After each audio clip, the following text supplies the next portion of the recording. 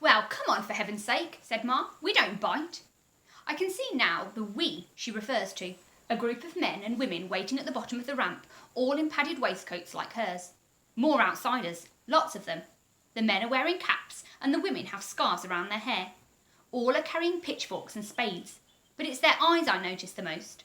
Not red, but hungry. Big rings of shadow around them, sunken into their cheeks and staring at us. For a moment we hesitate, and the wolf cub's hackles rise, but then the outsiders are smiling, patting the stag's flank, stroking the cub's neck, and letting the pigeons peck at scraps of corn between their feet. Even the mouse is doing what must be a dance of friendship in an old lady's hand. There is a wave of chatter through the crowd, like they can't believe they're seeing actual animals again, until Ma silences them with a bellow. Bodger? Where's Bodger?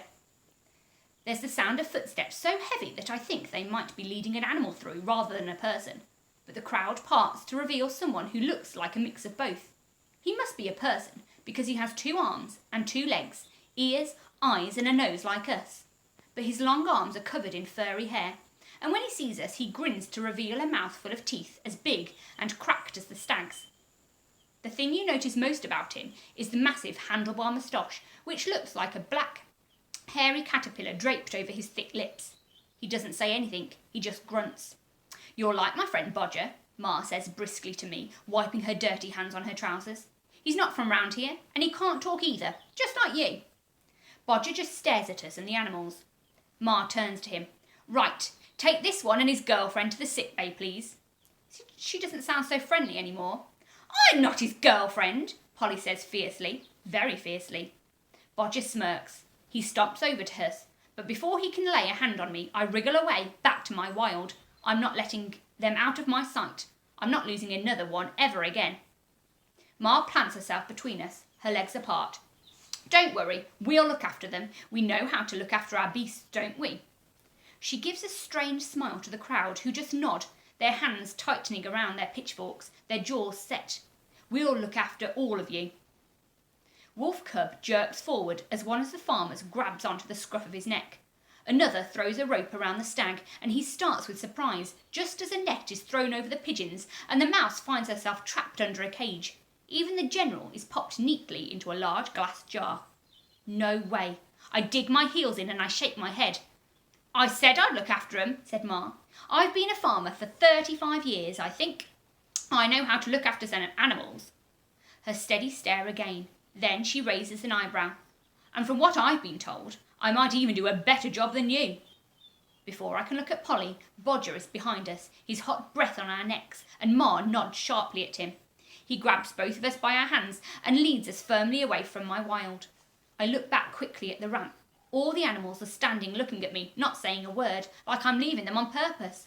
I'll come and find you, I shout. I promise. And then Bodger pushes us through a door into a barn, and they're gone, out of sight.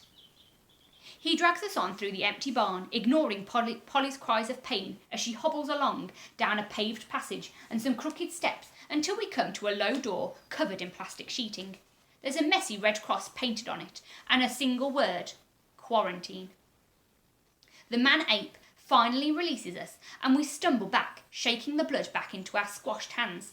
He grunts and pulls back the plastic curtain, pointing at the door. Why? Demands Polly. Why do you have to go in here? You know we can't get the virus. But Bodger just puts a sausage-like finger to his mouth to shush her, and then points to the sign, points to his eyes, and shakes his head. I understand exactly what he means. I can see Polly about to open her mouth again, but I catch her gaze. Now is perhaps not the best time to start an argument with a man 15 times the size of us both put together. Bodger fishes a rusty key out of his pocket, turns it in the lock. He nods at me, and I push open the stiff wooden door. We've barely taken a step inside before he boots us in, and I tumble over Polly onto the floor of earth. As we pick ourselves up, he locks the door behind us, his footsteps stomping away back up the passage. We're in a cramped wooden shed. It looks much older than the giant metal barn we've come through. A few candles in glass lanterns dangle from the rough beams that make up the ceiling, and I can just make out 4 low beds in the dim light. Camp beds, put up among heavy shovels and forks leaning against the wooden doors. Dragging her sore foot, Polly heaves herself onto the last bed by the wall.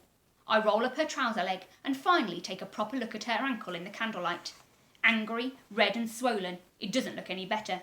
She folds her arms. I'm sure they'll come back soon with some medicine and something to eat. I bet they've got some formula. She sounds cross. You don't look very pleased about our new friends, Kidnapper. I'm just wondering how normal it is for new friends to lock you in their shed. But instead of answering, I kneel down next to her and dig out the fistfuls of leaf cure I pulled from the tree in the swamp. They're drier now, but still have their woody tang, and they shine in the glow from the lantern. Polly's eyes light up. You found them! I manage a smile and slowly lay the leaves in thick layers over her ankle.